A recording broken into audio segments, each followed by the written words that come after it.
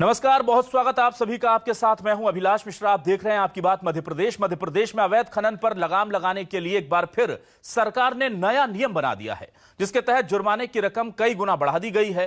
कांग्रेस इसे महज दिखावा बता रही है और सरकार के संरक्षण में रेत और बाकी खनिजों के खनन का आरोप लगा रही है। उधर इस बीच कई बड़ी कंपनियां रेत का ठेका छोड़कर चली गईं। उधर इस बीच नर्मदा सहित प्रदेश की कई नदियों में रेत का अवैध खनन लगातार जारी है, जिससे सरकार को करोड़ों के राजस्व का नुकसान हो रहा है। अवैध खनन से एक तरफ नदियों का सीना छलनी हो रहा है, खास तौर से मध्य प्रदेश की जीवन रेखा कहे जाने वाली नर्मदा का जो हाल है, उसे देखकर किसी भी इंसान की आंखों में पानी आ जाए। लेकिन सरकार को, प्रशासन को ये चीजें नजर नहीं आती। कई इस पूरे मामले को बड़ी कंपनियां कहती हैं कि छोटे खनन माफियाओं ने हमें परेशान कर रखा है। छोटे खनन माफिया कहते हैं कि बड़ी कंपनियां इसमें दोहन कर रही हैं और गलत तरीके से खनन कर रही हैं। और इस सब के बीच नदी और उस नदी को चाहने वाले मध्य प्रदेश में बेहद उदास हैं। क्यों हैं, इसी पर करेंगे आज आपकी बात।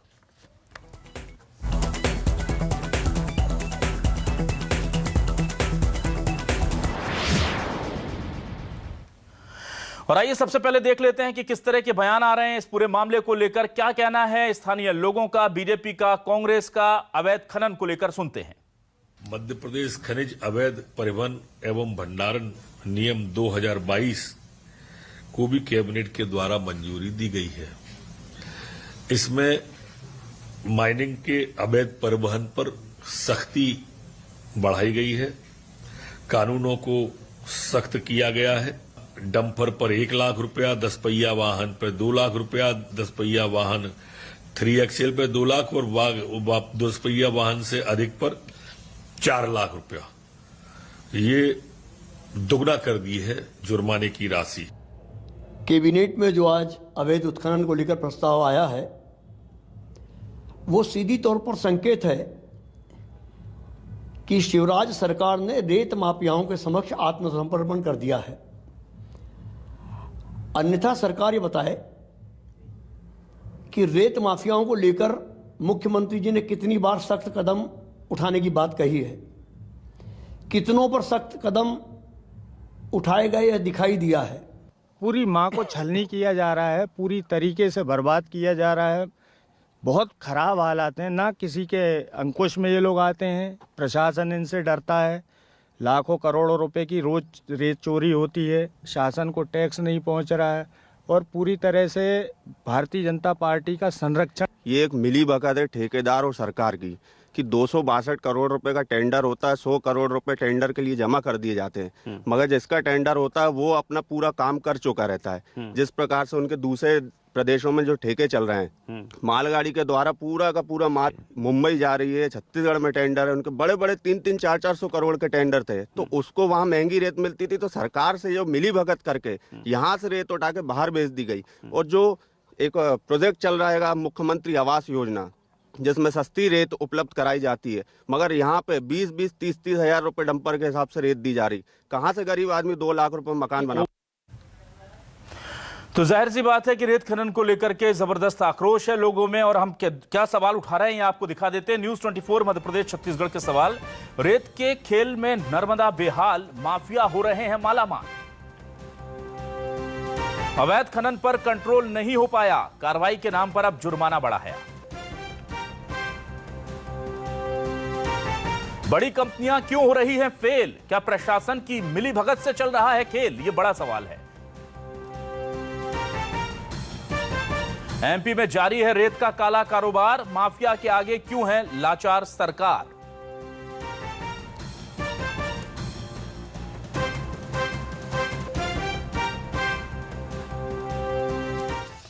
और आइए सीधे रुक कर लेते हैं। हमारे साथ 3 खास मेहमान जुड़ चुके हैं। हमारे साथ बीजेपी से वरिष्ठ नेता गोविंद मालू जी जुड़े हुए हैं। गोविंद जी, बहुत स्वागत है आपका न्यूज 24 मध्य प्रदेश छत्तीसगढ़ पर। हमारे साथ जुड़ चुके हैं कांग्रेस से वरिष्ठ नेता आर.के. दोगने जी। दोगने जी, बहुत स्वागत करता हूं आपका न्यूज 24 मध्य प्रदेश छत्तीसगढ़ पर। हमारे साथ होशंगाबाद से शुभम दुबे जी जुड़े हुए हैं, समाज सेवी हैं। शुभम जी, स्वागत है आपका न्यूज 24 मध्य प्रदेश छत्तीसगढ़ पर। और जाहिर सी बात है, सबसे पहले मैं दोगने जी के पास आता हूं। दोगने जी, हम देख रहे हैं कि रेत नीति जो है खनन की, उसमें बदलाव करके 15 गुना कर दिया गया है जुर्माने को। क्या आप इससे संतुष्ट हैं? देखिए अभिलाष जी, जो हो रहा है प्रदेश में रेत नीति, जुर्माना तो कर दिया डबल। जी। पहले भी राजसात करने का कानून भी बनाया था, डंपरों को राजसात करने का, मशीनें राजसात करने का। कार्रवाइयां कितने की है ये तो देखिए अपन। ये सरकार सिर्फ जनता को परेशान कर रही है। ये रेत माफियाओं से मिली हुई है और रेत माफिया भाजपा के लोग ही है। मैं आपको स्पष्ट चैलेंज कर रहा हूँ, क्योंकि मैंने भी उठाया बहुत बार मुद्दे। हम भी नर्मदा किनारे के रहता जिला, हमारा पूरा नर्मदा किनारे है, हमने भी मुद्दा उठाया। रेत माफिया से इनके नेता मिले हुए, इसलिए कोई कार्रवाई नहीं होती है। आप सरकार में बैठे हैं, सरकार के पास सरकार की पुलिस है, सरकार के कलेक्टर है, सरकार के खनिज विभाग है। अगर कार्रवाई करे ना, कम फाइन में भी कार्रवाई हो सकती है। फाइन अलग बढ़ा देंगे तो उससे क्या होगा? फाइन बढ़ाने से कुछ नहीं, काम करने की इच्छा शक्ति चाहिए, और इच्छा शक्ति बिल्कुल नहीं सरकार में। और सरकार जो पकड़ती है, आप 1 घंटे बाद मशीनें छूट जाती हैं। यहाँ पूरा का पूरा होशंगाबाद, हरदा या पूरे मध्य प्रदेश को हम देख ले तो रेत माफियाओं के कारण आम जनता परेशान है, गांव के लोग परेशान है। आरोप है भाजपा के ऊपर, ये जब ये मुद्दे लाते हैं तब रेत के रेट बढ़ जाते हैं। जी, जाहिर सी बात है कि रेत को लेकर के सीधे तौर पर सरकार पर आरोप लगते हैं। गोविंद मालू जी, मैं आपसे जानना चाहता हूं, हमने देखा है कि रेत का अवैध उत्खनन बंद कर दिया जाएगा, ये कस्में, ये वादे विधानसभा से लेकर के नर्मदा के जलमंच से तमाम जगह से होते हैं, लेकिन मध्य प्रदेश में बताइए ना एक जिला जहां पर रेत का अवैध उत्खनन बंद हो। सर अभिलाष जी, रेत हो या शराब हो, जो माफिया होते हैं वो इन्हीं धंधों में आते हैं और उन पर सरकार नियंत्रण करती है, लगाम लगाती है और उन पर आपराधिक प्रकरण तक आयद किए जाते हैं। मैं इस बात को पूरी शिद्दत के साथ कहूंगा कि रेत का अवैध परिवहन, अवैध उत्खनन अलग बात है, रेत का अवैध परिवहन ही अवैध उत्खनन होता है। और उस पर लगातार 1 सप्ताह भर का अभियान भी सरकार ने चलाया और चलाती रही है, और कांग्रेस के शासनकाल से ज्यादा दंड और शास्ति वसूल की गई है। ये टेबल अगर देख लेंगे तो पता लग जाएगा। 20-21 में पेंडेमिक था, 21-22 में पेंडेमिक के कारण कई सारी जगह पर रेत का उत्खनन कम हुआ है, लेकिन रेत के उत्खनन में जो भी लोग ये कालाबाजारी कर रहे हैं, और ये कांग्रेस के जो 15 महीने का शासन आया था उसमें जिस तरह के वायरस इन्होंने छोड़े हैं, उससे तो इनके मंत्री परेशान थे रेत माफियाओं से, और उन्होंने अपने अपने धंधे अपने अपने नेताओं को उस समय बांटे, जिसके कारण ये रेत माफिया और ज्यादा तादाद में बड़े और पनपे।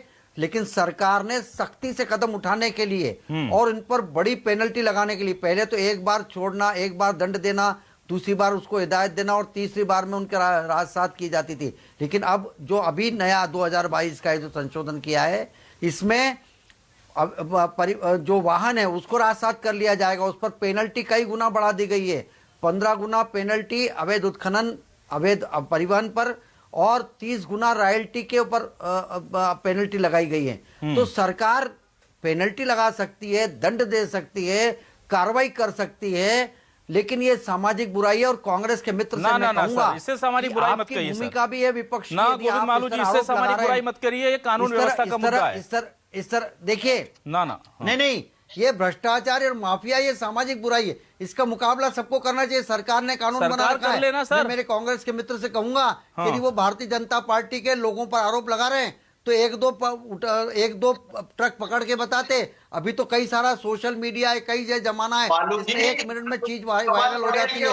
आपको यदि मालूम है कि आप कहाँ कौन अवैध परिवहन कर रहा है, जी की आवाज क्लियर करेंगे तब तक मैं दोबारा आऊंगा और प्रशासन के हाथ में दीजिए। ठीक है, तो हम बताते हैं कांग्रेस के ठीक है। गोविंद जी 1 मिनट। दोगने जी मैं आपके पास आऊंगा। हमारे साथ इस बीच राजेंद्र सिंह जी जुड़ चुके हैं, वरिष्ठ पर्यावरणविद हैं, पूरे देश में उन्हें जल पुरुष के नाम से जाना जाता है, और नदियों के संरक्षण के लिए, जल संरक्षण के लिए जितना काम उन्होंने किया है शायद ही देश में किसी और ने फिलहाल अभी किया होगा। हम राजेंद्र सिंह जी के पास जाएंगे। शुभम दुबे जी भी हमारे साथ जुड़े हुए हैं, समाज सेवी हैं होशंगाबाद से। शुभम जी, आपसे जानना चाहता हूं, रेत के अवैध उत्खनन के लिए किसे जिम्मेदार के तौर पर देखते हैं आप? बीजेपी कहती है कांग्रेस करवा रही है, कांग्रेस कहती है बीजेपी के लोग हैं, क्या आखिर सच्चाई क्या है? अविनाश जी, आपका बहुत बहुत धन्यवाद, आपने इस कार्यक्रम में बुलाए। हम किसी पार्टी से नहीं ताल्लुक रखते जी, हम सिर्फ नर्मदा उत्खनन के विषय में आपसे बस 2 मिनट लेंगे जी। बीजेपी का क्या पक्ष है, कांग्रेस का क्या पक्ष है, वो हम नहीं जानेंगे। लेकिन जितना उत्खनन रेत में अभी हो रहा है, हम लोग नर्मदा तट में रहते हैं, होशंगाबाद से, नर्मदापुरम से हैं।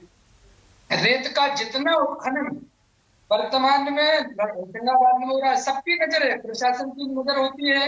और मैं किसी पार्टी से नहीं है, लेकिन अगर इसी प्रकार से रेत का उत्खनन अगर चलता रहा तो वो भूल नहीं है। जब जीवन बीमा कहे जाने वाली नर्मदा हमसे विलीन हो जाएगी, वो दुख सब समाज सेवियों को होगा, बीजेपी को भी नहीं होगा, इतना कांग्रेस को नहीं होगा। जब भी बीजेपी की सरकार आती है तब उत्खनन किसका हो रहा है सब जानते हैं, सब समाज सेवी जानते हैं।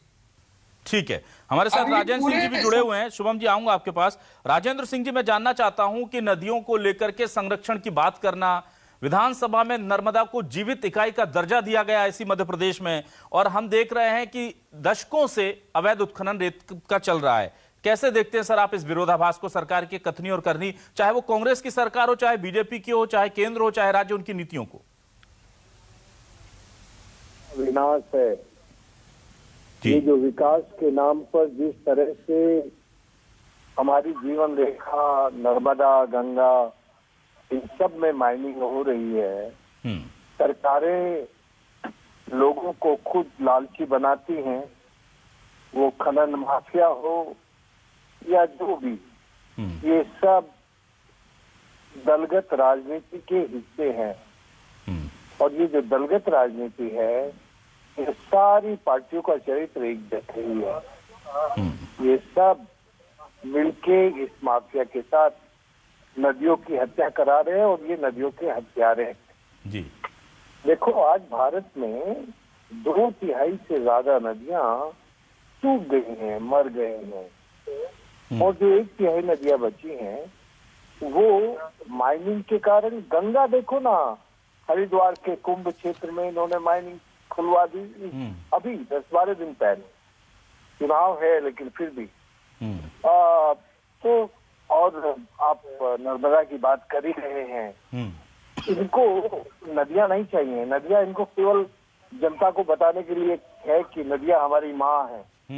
तो कहने को माई और करने को कमाई, ये माई के नाम पर कमाई करना चाहते हैं। ये जो माई के नाम पे कमाई का धंधा है, ये माइनिंग है, और ये गंदे नाले सब नदियों में डाल के उनको दूषित करके मारने का षड्यंत्र है।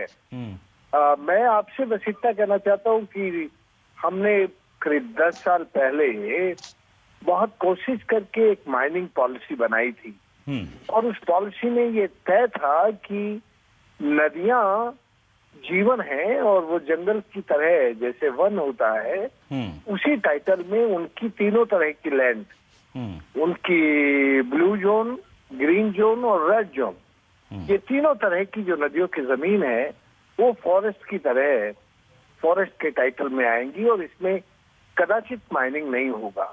लेकिन पिछले 5-6 सालों में जिस तरह से कानूनों की धज्जियां उड़ाई गई, कानूनों को बदला गया, तोड़ा मरोड़ा गया, वो अब बिल्कुल ऐसा नहीं लगता कि हमारे पर्यावरण और हमारे साझे भविष्य के लिए लोगों को चिंता है। अब उनको केवल पैसे की चिंता है, और जहां से भी पैसा मिल जाए, जैसे भी मिल जाए, उसके नाम पर वो देश को भी बेचना चाहते हैं, और नदियों को भी बेचना चाहते हैं, लोगों को भी बेचना चाहते हैं। तो ये धंधा है बेचने का जी। और ये जो दंड वंड की बात आप कर रहे हैं ना, ये तो दिखावा है, लोगों को गुमराह करने का होता है। अरे भाई, सरकार से बाहर कौन होगा, क्यों दंड करना? आप उनको सीधे सजा करो ना, जेल भेज दो। जो माइनिंग कर रहा है वो 2 लाख और 4 लाख वाला क्या मामला है? ये जो लाखों का मामला है ना, ये कमाई का मामला है, पैसे का मामला है। ठीक है राजेंद्र जी, आप जुड़े रहे हमारे साथ। हम जी, मैं दोगने जी के पास आता हूं। दोगने जी, एक बड़ी बात यहाँ कही जा रही है, कहा जा रहा है कि जो सैकड़ों करोड़ में ठेके दिए जा रहे हैं नर्मदा के किनारे बड़ी बड़ी कंपनियों को, वो स्थानीय माफिया के डर से भाग जाते हैं, ये कहना है। स्थानीय माफिया के डर से बड़ी कंपनियां छोड़कर भाग जाती हैं, जबकि हम ये भी देख रहे हैं कि सरकार से वादा किया गया कुछ 200 कुछ करोड़ रुपए देने का और 3-4 महीने से अपनी किश्त ही जमा नहीं की तो सरकार ने उस कंपनी को ब्लैकलिस्ट कर दिया। ऐसे में दोषी कौन है? क्या बड़ी कंपनियां भी खेल कर रही हैं और छोटी कंपनियां सब मिलकर लूट रहे हैं, या फिर जिस तरह से दिखाने की कोशिश की जा रही है कि नहीं बड़ी कंपनियां तो पाक साफ हैं, छोटे माफियाओं के कारण, जो स्थानीय रेत माफिया हैं, उसके कारण वो पूरा राजस्व नहीं चुका पा रहे हैं और भाग जा रहे हैं? नहीं अभिलाष जी, इसमें सीधा सीधा मेरा तो कहना है सरकार मिली हुई रहती है, बड़ी कंपनियों के साथ भी शेयर यहाँ के नेताओं के रहते हैं और जो पार्टियां जो काम करते हैं वही नेताओं की कराते हैं। तो इसके कारण कंपनियां डिफाल्टर का देते हैं इसके नाम से और सिर्फ सरकार को पैसा नहीं दे रहे हैं और उससे सफाई कर रहे हैं। आप देखें, जिसे राजन सिंह जी ने बताया, बिल्कुल जीवित इकाई बताया आपने, अगर जीवित इकाई माना तो कार्रवाई जैसे क्यों नहीं करते? आपने संविधान पास किया है, अगर जीवित इकाई का तो कोई कार्रवाई क्यों नहीं करते? कार्रवाई के नाम पर जीरो है। ये कितना भी फाइन बढ़ाते जाए उससे कोई फर्क पड़ने वाला नहीं है। अगर इनकी इच्छा शक्ति अगर है, अगर कलेक्टर को, एक कलेक्टर को सस्पेंड कर दे, अगर एक एसपी को सस्पेंड कर दे, खरीद अधिकारी को सस्पेंड कर दे, तो सब चीजें रुक जाए, पर कार्रवाई कुछ नहीं हो रही है। नेता खुद मिले हुए हैं। मैं आपको बताना चाहता हूँ कि हरदा के कमल पटेल जी पिछले कार्यकाल में उनके विरुद्ध सरकार ने एफिडेविट दिया कि रेत माफिया है। एनजीटी ने एफिडेविट दिया, उन्होंने अपराध पंजीयन कराया सरकार के विरुद्ध, और सरकार के विरुद्ध अपराध पंजीयन कराने के बाद सरकार ने एफिडेविट दिया कि कमल पटेल खुद भी ये माफिया है। आप बताओ, जब कृषि मंत्री जो आज बने हुए हैं, वो अगर पिछली बार सरकार में ये स्थिति थी तो आज की क्या होगी? ऐसे सभी मंत्री हो जो जिनके क्षेत्र में नदियां आती है वहां का दोहन कर रहे हैं, इसके अलावा कुछ नहीं कर रहे हैं, और भगवान के नाम से, नर्मदा के नाम से, माता के नाम से, माई के नाम से सिर्फ भ्रष्टाचार और पैसा कमा रहा है, इसके अलावा कुछ भी नहीं है। मेरा आपसे ये निवेदन है, सरकार की इच्छा शक्ति है, सरकार के प्रतिनिधि बैठे हैं, इच्छा शक्ति है तो एक हाथ पे कार्रवाई करके दिखाओ ना। कौन सी कार्रवाई की आपने, कब कार्रवाई की है तो बताओ, बड़ी कार्रवाई। एक ड्राइवर को बंद कर देते, डंपर को बंद कर दिया, छूट जाता डंपर। आज मैंने खुद में भी पकड़ा है डंपर, 7 डंपर एक साथ पकड़ा है, पर उसको 1 घंटे बाद उनकी रॉयल्टी आ जाती थी और रॉयल्टी आ जाती है। ठीक है, उसको छोड़ दिया। ये बड़ा नेक्सस है। आज आप देख लो, ये आप खुद ही दिखा रहे हैं कितने, यही मैंने भी जारी किए थे, आपको मालूम होगा, आपने भी चलाया था। इस तरह का पोकलेन चलाने का नियम ही नहीं है, इससे आप पोकलेन कैसे आ रही है? शुभम जी, बिल्कुल बिल्कुल, जिससे रेत बेची जाती है बाहर। ठीक है, सीधा सीधा। ठीक है दोगने जी, रेत बेची जाती है, बड़ी बड़ी मशीनें लगी हुई है। ठीक है दोगने जी, मैं आता हूँ आपके पास। शुभम जी, मुझे ये बताइए, ठीक है, मिली हुई है, मेरा सीधा सीधा आ रहा है, सरकार को चाहिए कि उसको कंट्रोल करे। ठीक है शुभम जी, मुझे ये बताइए, आप तो नर्मदा के भक्त हैं, नर्मदा के लिए लगातार हम देखते हैं पर्यावरण से बचाने के लिए, प्रदूषण को दूर करने के लिए कोशिश करते हैं। नर्मदा जयंती पर लाखों रुपए खर्च होते हैं। कल हमने देखे कि लाखों रुपए खर्च करके पूरे घाट को चमका दिया गया और उसके बिल्कुल बगल में नाला मिल रहा है, जिसको लेकर के पिछले कई दशकों से नर्मदा के जलमंच से कस्में खाई जाती हैं कि बस अगले साल तक ये नाला बंद हो जाएगा। ये बंद नहीं हो पाया। तो आपको लगता है क्या नेताओं का काम अब सिर्फ भावनाओं से खेलना रह गया है? ना तो प्रदूषण, ना ही रेत का अवैध उत्खनन, कोई कुछ रोकने को तैयार नहीं है लोग।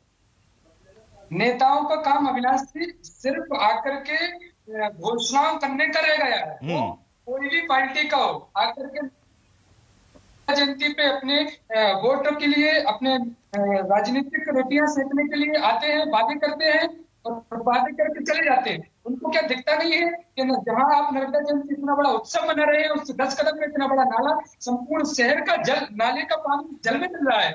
आप जीवन रेखा कर रहे हैं, आचमन कर रहे हैं, प्रणाम कर रहे हैं, पूजन कर रहे हैं, और आपको वो नाला नहीं दिख रहा है।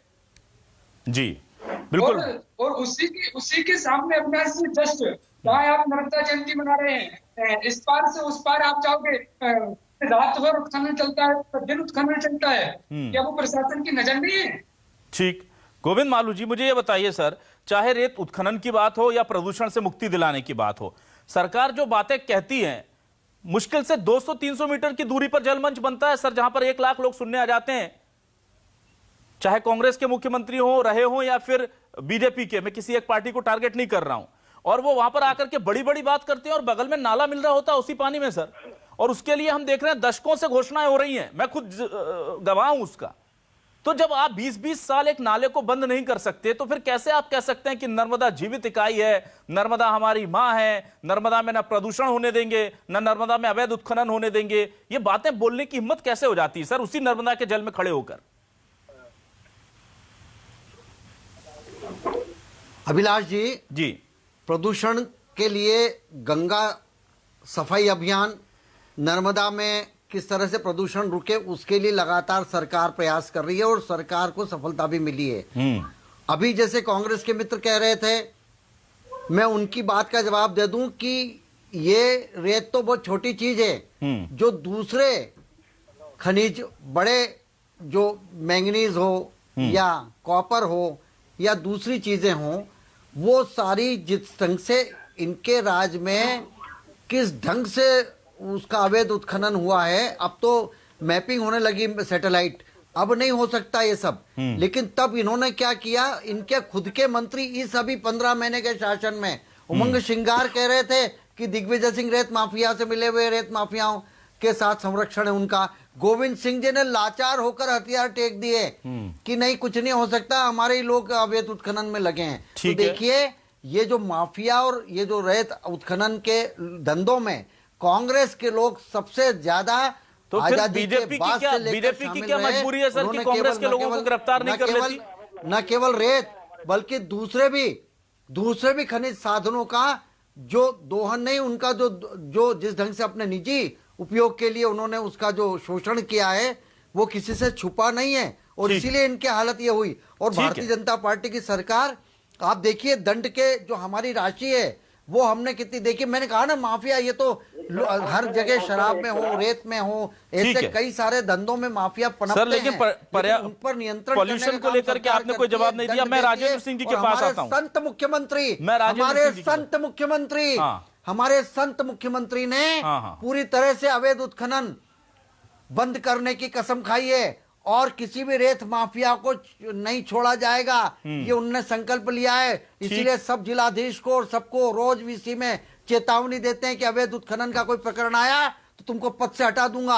ये मुख्यमंत्री जी का आह्वान है हमारे। ना दोगने जी के किसको हटा दिया? दोगने जी पूछ रहे हैं कि अवैध उत्खनन के लिए किसी को पद से हटाया क्या? कोई उदाहरण? और ये कमल पटेल जी की बात कर रहे हैं, ये इनको हराया कमल पटेल जी ने, इसके राखियां उंडेल रहे हैं। ठीक, चलिए ठीक है, राजेंद्र सिंह जी के पास आता हूं। 1 मिनट राजेंद्र सिंह जी, एक और बड़ा इशू है सर। ठीक है दोगने जी 1 मिनट, दोगने जी 1 मिनट, राजेंद्र सिंह जी के पास आता हूं। ना दोगने जी 1 मिनट।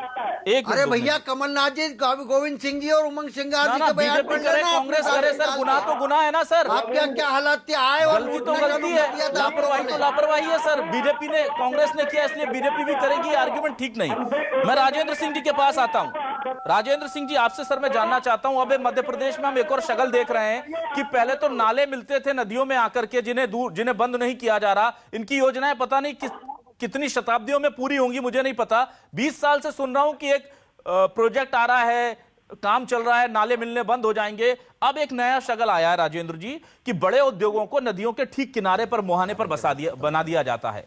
हम देखें चाहे बाबई में कोको कोला प्लांट हो, चाहे बुधनी में कई फैक्ट्रियां लगा दी गई हैं जिनका पानी सीधे तौर पर, प्रदूषित पानी जो है वो नदियों की तरफ बहा दिया जाता है और नदियों के पानी का दोहन भी, यूज भी करते हैं और फिर जहर भी भेज देते हैं उसमें। और उससे लेकर के ये शिकायतें होती हैं कि मॉनिटरिंग ठीक ढंग से नहीं होती, वाटर ट्रीटमेंट प्लांट उस तरह का पानी नहीं पैदा कर पाते जो कि पर्यावरण को नुकसान ना पहुंचाए। ये कितना खतरनाक है सर। और इस तरह के आपने कई एक्सपेरिमेंट देखे हैं जो उत्तर प्रदेश के तटीय इलाकों में गंगा के जो किए गए इंडस्ट्रीज के को लेकर के, और फिर यमुना की हालत क्या हो गई, गंगा की हालत क्या हुई उन जगह पर।